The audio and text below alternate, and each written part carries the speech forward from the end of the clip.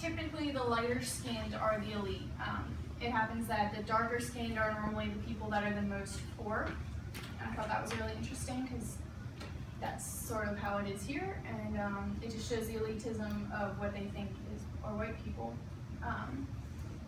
I did find a couple traditions that are carried on from the original people groups, mainly food and language. There are quite a few words in the Spanish language that are from the Taino Indians that originally lived on Hispaniola, and there are traditions that were brought over from the African slaves that were freed and that live there now, and they're basically found in dance and music. The merengue is one where you can see a lot of African tradition mixed with Spanish tradition.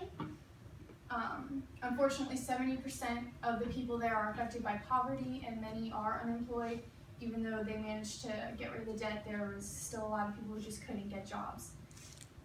Interestingly enough, even though the religion is primarily Roman Catholic, they've merged Catholicism with traditional religious practices from smaller groups there. They believe in healers, they believe in evil spirits and having to protect against them, they believe in chants and all these other things that you would see in like smaller rural religions. So I found that to be really interesting.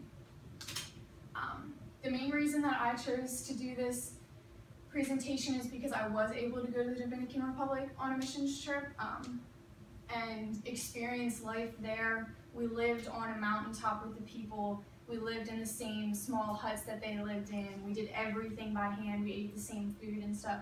And it was just really eye-opening to see what life is like there, because when you think of the Dominican Republic, I typically think of people that are poor and don't have anything. And while that's generally true, there's so much more to them.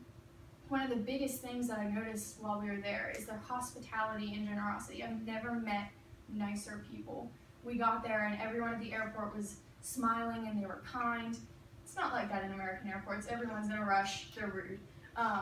But the people were just so nice. When we would travel around, we all sat on the backs of pickup trucks, and people would just see us going by and they'd wave and they'd smile and they'd yell hi, even though they didn't know us. We weren't even going to be there more than like half a second. And they were just, everybody was so generous. The people that brought us there, that we lived with on the mountain of Palo Alto, they actually were one of the richer families in that area, but they chose not to live in Santiago in a house that they owned. They chose to live on the mountain and give back to the community there. They were building a vacation Bible school. They gave us food. They just gave so much of themselves for other people. And couldn't help but include this one. Baseball is a huge part of the Dominican Republic. I think it's a huge cultural thing there. And I most definitely noticed that the guy in the picture up there, his name is Guillermo.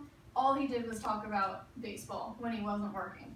Actually, he talked about baseball while he was working too. And, and it was just great because he absolutely loved the sport.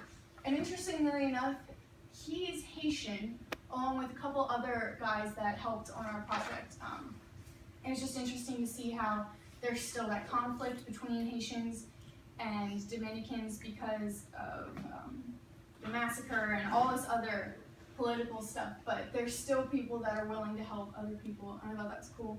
And they're extremely hardworking. The family that brought us up there, the wife woke up about 2 hours before us to cook all of our meals and make sure that everything was clean enough, and so that was amazing. And we most definitely did see the poverty and the class structure there. A lot of the people that were richer were white families, and I didn't really think about it until I looked up this information for this, but they were whiter Dominicans that were rich. They typically lived in those houses.